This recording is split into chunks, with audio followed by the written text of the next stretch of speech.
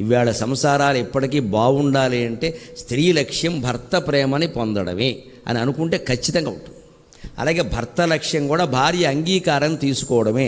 ఆవిడతోటి నాకు నిత్య సంబంధం బాగుండడమే కావాలి, ఇంకా నాకు వేరే లోకంలో విషయాలన్నీ తర్వాత విషయాలనుకుంటే ఇద్దరూ ఆనందంగా ఉంటారు.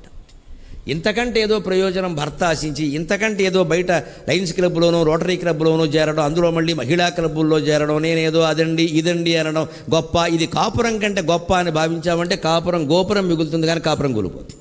ఎన్ని క్లబ్బులకు మనం ప్రెసిడెంట్లైనా, ఎంత వైభవంతో బతికినా, ఆడవాళ్ళైనా మగవాళ్ళైనా కాపురం నిలబడ్డమే చాలా ముఖ్యం. దాంపత్యం సంసారం దెబ్బతిన్నాక మనం దేనికి అధ్యక్షులమైనా ఒకటే, మొత్తం పోయినట్టే లెక్క. వెనకాల ఎవరన్నా నమస్కరించి గౌరవించినా వెనకాల ఆవిడ ఎన్నుంటే మొగుడికి ఈవిడికి పడ్డం లేదంటాడు, ఆవిడ అయిపోయిందంటే లెక్క. మొగాడైనా